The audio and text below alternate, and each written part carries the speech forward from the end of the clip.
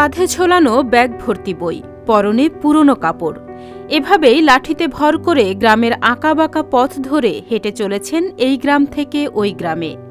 গোপালগঞ্জের কোটালীপাড়া উপজেলার কুমুরিয়া গ্রামের অবসরপ্রাপ্ত স্কুল শিক্ষক সুনীল কুমার গাঙ্গুলি 10 বছর ধরে প্রতিদিনই এভাবে কাঁধে ঝোলা ভর্তি বই নিয়ে মানুষের দ্বারে দ্বারে বই বিলি করছেন কোনো স্বার্থ ছাড়াই। আবার আগের দেয়া বইটি পাঠকের কাছ থেকে ফেরত নিয়ে আসছেন নিজে গিয়ে। তার একটাই চাওয়া, বই পড়ে যেন সবাই একটু জ্ঞান অর্জন করে। তাই এলাকাবাসীও তার নাম দিয়েছেন জ্ঞানের ফেরিওয়ালা। জ্ঞান পিপাসু মানুষের জ্ঞান পিপাসা মেটাতে পারি, এটাই আমার ইচ্ছা। এবং আমার এই এলাকার লোক পাঠাগার থেকে বই সংগ্রহ করে জ্ঞান লাভ করুক, এটাই আমি চাই। জ্ঞান পিপাসু ব্যক্তিদের দ্বারে দ্বারে গিয়ে আমি এই বই দিয়ে আসি। এই জন্য সাংবাদিক তরফ থেকে আমাকে জ্ঞানের ফেরিওয়ালা উপাধি দেওয়া হয়েছে। আমি সেইভাবে কাজ করতেছি। কলাবাড়ি ইউনিয়ন তথা সারা কোটালীপাড়ার ভিতরে থেকে আমার কার্যক্রম কিছু কিছু আছে। আমি যাতে এই কার্যক্রম চালিয়ে যেতে পারি সবার সেই দোয়া কামনা করছি এবং পাঠাগার যাতে চিরস্থায়ী হয় এই চেষ্টার কাছে সেই নিবেদন রাখছি। 75 বছর বয়সে এসেও প্রতিদিনই কাঁধে ঝোলা ভর্তি বই নিয়ে গ্রামে গ্রামে ঘুরে বই পৌঁছে দেন বিভিন্ন বয়সী পাঠকের হাতে। বৃদ্ধদের দেন জ্ঞানের বই, শিক্ষার্থীদের দেন গুণী মনীষীদের বই ও ছোটদের দেন গল্পের বই। এছাড়াও অজপরাগায়ে নিজ বাড়ির আঙিনায় ছোট্ট পরিসরে 600 বই নিয়ে গড়ে তুলেছেন পাঠাগার। সেই পাঠাগারেও প্রতিদিন বই পড়তে আসছেন অসংখ্য পাঠক। পাঠাগারে বইয়ের তালিকার কোনো পছন্দের বই যদি পাঠক পড়তে চান, সেটিও পৌঁছে দেন নিজে পাঠকের বাড়ি গিয়ে। উনি এই 8 বছর যাবতেই জ্ঞান ভান্ডার, চন্ডিকা জ্ঞান ভান্ডারে কাজ করতেছে।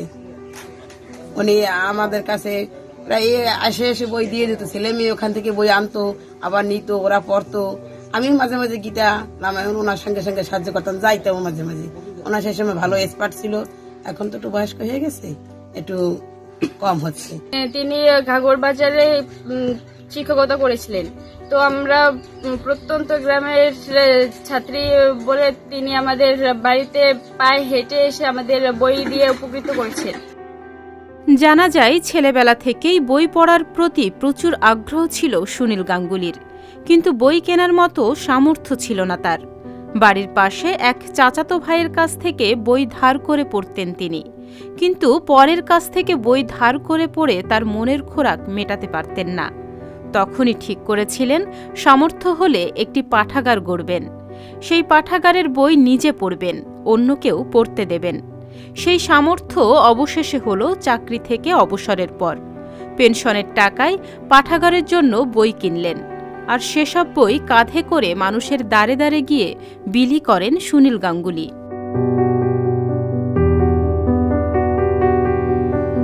একটি সরকারি প্রাথমিক বিদ্যালয়ে সহকারী শিক্ষক হিসাবে ছিলেন সুনীল গাঙ্গুলি। 2015 সালে অবসরে যান তিনি। অবসরে যাওয়ার আগের বছর 2014 সালে নিজের বাড়ির আঙিনায় পুত্রবধূর নামে গড়ে তোলেন চন্দ্রিকা জ্ঞান পাঠাগার।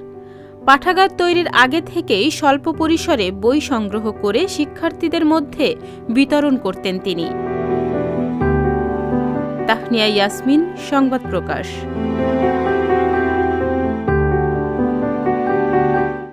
সংবাদ, ফিচার ও অনুষ্ঠানের জন্য ভিজিট করুন সংবাদ প্রকাশের ওয়েবসাইট এবং যুক্ত থাকুন ফেসবুক পেজ ও ইউটিউব চ্যানেলের সঙ্গে।